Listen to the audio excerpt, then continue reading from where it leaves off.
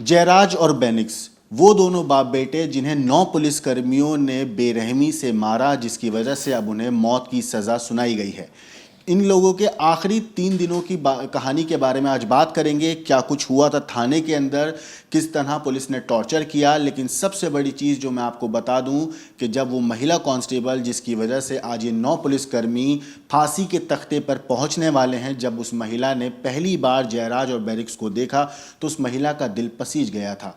वो चाहती थी कि किसी तरीके से मैं उन दोनों की मदद कर सकूं। रेवती पूछती भी है कि आपको कुछ चाहिए, तो बिल्कुल निढाल हालत में लड़खड़ाती आवाज़ में वो कुछ भी लेने से मना कर देते हैं। फिर भी दया दिखाते हुए रेवती जाती हैं, कॉफ़ी लेकर आती हैं, मगर तभी वहाँ पर सब इंस्पेक्टर बालाकृष्ण पहुँचता है और लात मारकर उस कॉफ़ी को गिरा देता है।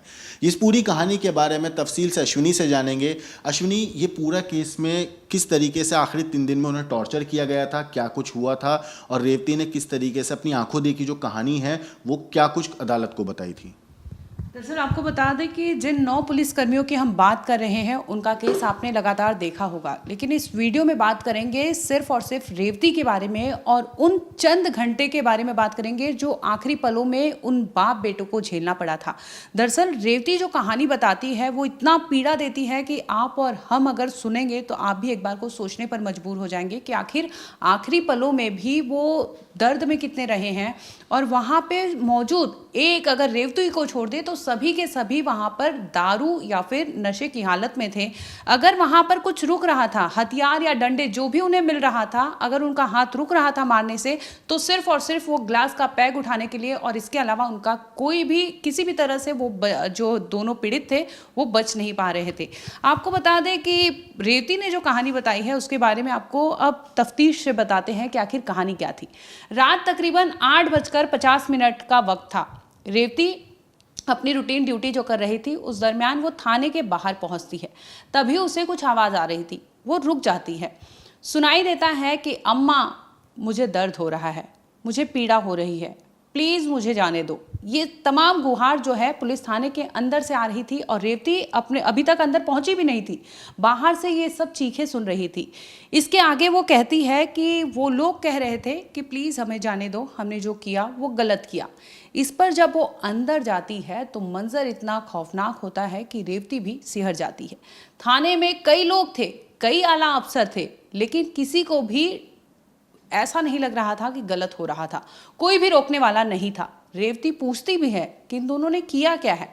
मामूली सा जुर्म था, कोविड का नॉर्म्स जो है उसको वायलेट किया गया था, जो टाइम ड्यूरेशन था उसके आगे इन्होंने दुकान खोल कर रखा था, जिसकी वजह से पुलिसकर्मी ने इन दोनों को डिटेन करके थाने में ले आई थी और इतना टॉर्चर करती है कि सेम डे पर ये लोग सेमी कॉन्शियस हालत में उसी थाने में मिलते हैं। रेवती आगे बताती है कि जब मैं अंदर गई तो इन दोनों को देखा कि वो लोग दर्द से रो रहे थे, अपनी माँ को, अपने परिवार को गुहार लगा रहे थे, पुलिसकर्मी से कह रहे थे कि हमें छोड़ दो, खून से लथपथ थे। उनके अगर शरीर की बात करूं तो हर जगह पर उन्हें जख्म नजर आ रहा था। वो रोकती भी है लेकिन सुनने वाला कोई नहीं था। आगे वो कहती है कि जब मुझसे नहीं देखा गया तो मैं आगे बढ़ती हूँ और उन्हें पूछती हूँ कि क्या आपको कुछ चाहिए, लेकिन वो लोग कुछ बोलते नहीं हैं। इस पर रेवती जाती है, कॉफ़ी लेकर आती है। लेकिन सोचिए आप कि एक महिला हेड कांस्टेबल जो है वो कॉफ़ी ऑफर करती है ऐसे लोगों को जो पीड़ा में है। दूसरी ओर वहाँ पर मौजूद जो आला ऑफिसर है वो आते हैं और अपने जूते की नोक पर उस मग को हटा देते हैं, फेंक देते हैं और उन्हें कॉफ़ी तक पीने नहीं देते। यहीं पर उनकी ज्यादती रुकती नहीं है। आगे तो जो होता है वो देखकर वहां से रेवती खुद भाग जाती है। बोलती है कि इसके बाद जो वहां पर होता है वो मुझसे देखा नहीं गया था। बता दो कि उन दोनों को कहा गया था कि आप कपड़े निकालिए, दोनों से कपड़े उतरवाए जाते हैं, उन दोनों के हाथ पैर बांधे जाते हैं। रेवती ये सब देख नहीं पा रही थी, जिसके बाद वो बाहर आती है और वो खुद इतनी इमोशनल हो जाती है कि कहने के लिए या फिर किसी से शेयर करने के लिए वहाँ पर कोई होता नहीं है, क्योंकि जो कोई था वहाँ पर सिर्फ और सिर्फ बेनिक्स और जयराज के जो थे वो खिलाफ ही थे। यानी रेवती को ही अगर थोड़ा बहुत सिंपैथी था तो उन दोनों के लिए था, लेकिन और कोई वहाँ पर मौजूद नहीं था। इस तरह की पूरी कहानी, पूरी आप बीती वो जब देख रही थी और जब स्टेटमेंट उसने जज को दिया तो पूरा कोर्ट जो भरा था वो भी एक पल को रोने जैसा हो जाता है कि क्या दर्द, क्या पीड़ा। वो 3 दिन तक सिर्फ और सिर्फ एक रात ये पीड़ा होती है, लेकिन इसके बाद जब वो लोग कोर्ट पे पहुंचते हैं, उनकी हालत देखी जाती है, अस्पताल ले जाया जाता है, जहां पर 3 दिन के भीतर दोनों की मौत हो जाती है। यानी कस्टोडियल डेथ और कस्टोडियल टॉर्चर की मैं बात कर रही हूं कि जिसे लेकर मदुराई कोर्ट ने 9 पुलिसकर्मियों को फांसी की सजा दी है। आप सोचिए कि एक हेड कांस्टेबल ने पूरे इतने आला ऑफिसर जो है उनके अगेंस्ट थी। जब जज इनकी सुनवाई कर रहे थे और स्टेटमेंट जब बयान रिकॉर्ड कर रहे थे, इस दरमियान वो कहते हैं कि मुझे बयान रिकॉर्ड करने के दरमियान भी रेवती के आसपास गार्ड को रखना पड़ा था, उसे सुरक्षा मुहैया कराना पड़ा था और इतना आसान ये लड़ाई नहीं था। सोचिए आप एक पुलिस थाने का केस है जहां पर आप खुद ही अपने खेमे के लोग के अगेंस्ट हो जा रहे हैं, तो आसान नहीं है ये लड़ाई लड़ना। और ऐसे में वो शख्स, वो लड़की वहाँ पर लड़ती है, मैरिड होती है, 2 उसके डॉटर्स होते हैं। वो कहती है बाकायदा कि अगर मैं किसी भी सूरत में बाहर निकलती हूँ, पुलिस स्टेशन के बाहर कदम रखती हूँ, तो मुझे आप ऐसे और करिए कि मेरे साथ कुछ गलत नहीं होगा, मेरे परिवार के साथ कुछ गलत नहीं होगा।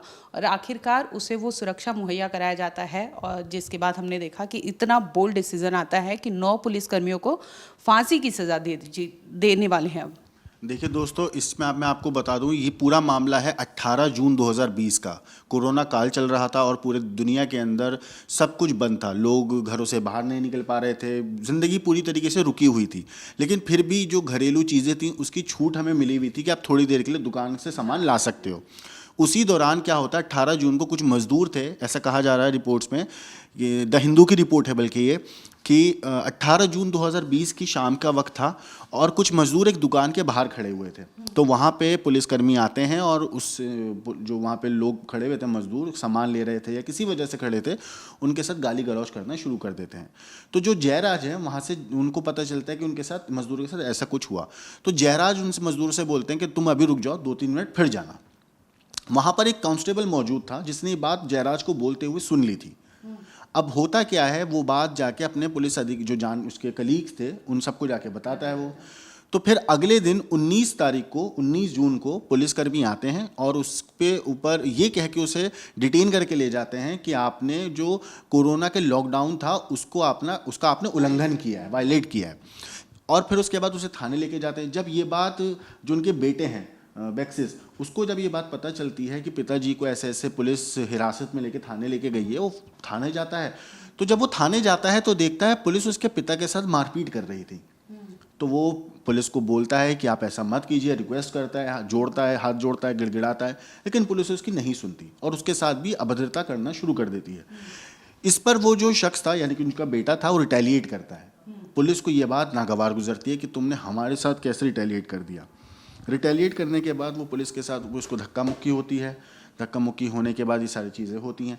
तो फिर उसके बाद पुलिस उन दोनों बाप बेटे को बुरी तरह पीटना शुरू करती है और उन दोनों को हिरासत में लेती है। और फिर उसके बाद पूरी रात उनको पीटा जाता है, उनके कपड़े उतरवा के उनको मारा जाता है, उनके जो खून बह रहा था उनसे खुद उनके ज़ख्म से खून साफ करवाया जाता है। बल्कि अगले दिन सफाई कर्मचारी को बुलाकर उस पूरे जहाँ पे उनको पिटाई हुई थी उसकी भी सफाई कराई गई थी। फिर परिवार वालों को ये आश्वासन दिया कि कल आपके हम जो बेटा और पति हैं उनको हम छोड़ देंगे, तो आप कपड़े लेकर इनके आइएगा, क्योंकि कपड़े उनके पूरे खून में सन चुके थे। अब इसके बाद क्या होता है, अगले दिन जब इनको हॉस्पिटल लेके जाते हैं मेडिकल के लिए, तो इनसे चला भी नहीं जा रहा था। जब मजिस्ट्रेट के पास लेके जाते हैं तब इनसे चला नहीं जा रहा था। तो इनकी इस हद तक पिटाई की गई थी। मैं बता दूं कि क्योंकि ये कस्टोडियल डेथ था, कस्टडी में पुलिस की जवाबदेही होती है और कोर्ट का बकायदा इस पर जजमेंट भी है कि अगर कोई भी डिटेन करके जाता है या फिर आपकी कस्टडी में है, बकायदा वारंट के तहत आपने अरेस्ट भी किया है, तो इसकी जवाबदेही पुलिस की है कि वो अगर जिंदा जाता है तो लौट कर भी जिंदा आएगा।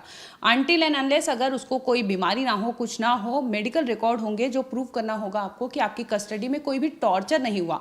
लेकिन मदुराई की मैं बात करूं तो साउथ जोन की जो 2 डिस्ट्रिक्ट है, तिरुनेलवेली समथिंग जो है, मैं हो सकता है प्रोनाउंस गलत कर रही हूँ, और मदुराई, ये खास 2 एरिया है जहाँ पर ब्रुटैलिटी के केस बहुत सामने आते हैं। और पिछले कुछ सालों की मैं बात करूँ, साल 2025 की बात करूँ, तो उसमें भी एक अजीत कुमार 2025 का केस है। ये एक पंडित थे और इनके रिगार्डिंग भी कुछ ऐसा मैटर हुआ था कि कस्टडी में जाते हैं और इनकी भी लाश बरामद होती है, जिसे लेकर मुकदमा दायर किया जाता है, क्योंकि कस्टडी में होने वाली मौत का बकायदा FIR दर्ज होती है और जितने भी वहाँ पर पुलिस होंगे, जांच अधिकारी होंगे, उनके खिलाफ भी इंक्वायरी होती है कि क्या किसी भी तरह से टॉर्चर किया गया है। तो इसमें आपको बता दूं, भले ही कन्विक्शन रेट कम हो लेकिन FIR तो दर्ज होती है। जिस तरह से इन 9 पुलिसकर्मियों के खिलाफ फांसी की सजा आई है, ये अपने आप में बहुत बड़ा फैसला है, क्योंकि आप सोचिए कि वो खेमा जो खुद वहां पर कल्प्रिट है और जो खुद एक्यूज को पकड़ के लाता है, जिससे आम पब्लिक गुहार लगाती है कि ये हमें न्याय दिलाएंगे, ये हमारे साथ कानूनी तौर पर ये सही रहेंगे, लेकिन अगर ऐसे ही लोग भक्षक बन जाए और इस तरह से कस्टडी में टॉर्चर कर करके 2 लोगों की मौत की जवाबदेही इन 9 पुलिसकर्मियों के हाथ लगती है, तो आप सोचिए कि कितना बड़ा फैसला होगा। आगे इस वीडियो में आपको बता दें कि अगर कोई भी कस्टोडियल डेथ होती है तो जज का ये मानना है कि पुलिस जब लेके जाती है कस्टडी में और अगर मौत हो जाती है तो उसे एक मौत नहीं बल्कि कानून की भी हत्या कहा जाता है, क्योंकि आप कानून का भी हत्या कर रहे हैं। जिस तरह से आपकी जवाबदेही होती है कि वो सुरक्षित रहे और उसके जो भी अगर जांच का पैतरा है उसके तहत उसकी जांच होनी चाहिए, ना कि आप उसे डंडे से पीटे। किसी भी तरह की अगर चोट आती है 24 घंटे के भीतर आपको मजिस्ट्रेट के सामने पेश करना होता है और ऐसे में मजिस्ट्रेट ने आपको पूछते हैं कि उससे कि क्या आपको कोई तकलीफ हुई है, क्या कोई पुलिसकर्मी ने आपको कुछ कहा है, कुछ हिंट किया है या फिर थ्रेट किया है। इस तरह की तमाम चीज़ें वहाँ पर पूछी जाती है और अगर एक्यूज्ड को लगता है कि हाँ मेरे साथ गलत हुआ है तो वो बोलते भी हैं। और जिस तरह से आपने देखा कि तमिलनाडु के 9 पुलिसकर्मियों ने बाप बेटे के साथ किया होगा, तो वो तमाम उनके हुलिया देखकर भी जज समझ गए होंगे कि हुआ क्या था। तो ऐसे में बड़ा बयान सामने आता है रेवती का, जो उस वक्त वहां पर हेड कांस्टेबल थी, और उनका जब बयान रिकॉर्ड किया जाता है तो पूरे कोर्ट रूम में सन्नाटा होता है। एक वक्त ऐसा भी होता है कि रेवती कोर्ट में आने से इनकार कर देती है, जिस दरमियान जज साहब खुद भरे कोर्ट में फोन करते हैं और वो फोन जो है वो स्पीकर पे होता है और उनसे तमाम चीजें पूछी जाती हैं और वो एक एक पल की एक एक जो चीजें हुई थी उस बीती रात को पूरी कहानी बताती है, जिसके बाद जज भी सोचने पर मजबूर हो जाते हैं कि अगर ऐसे लोगों के खिलाफ अगर किसी का बयान ना हो, क्योंकि एविडेंस तो आपको समझिए कि ना के बराबर ही मिलेगा, पुलिस है वो, और पुलिस के खिलाफ आप क्या एविडेंस ला पाएंगे, तो ये आप और हम बहुत अच्छे से समझते हैं। तो ऐसे में रेवती का स्टेटमेंट जो है वो बहुत बड़ा डिसीजन साबित होता है इस केस में, जो पूरी तरह से इस केस को खोलकर परत दर परत रख देता है और इस तरह से फैसला आने में जज को भी आसानी होती है कि उन 9 पुलिसकर्मियों के खिलाफ वो जाते हैं और फैसला सुनाते हैं कि सभी को फांसी की सजा होनी चाहिए, क्योंकि वो जो जुर्म किए हैं वो वहां पर प्रूव होते उन्हें दिखाई देता है।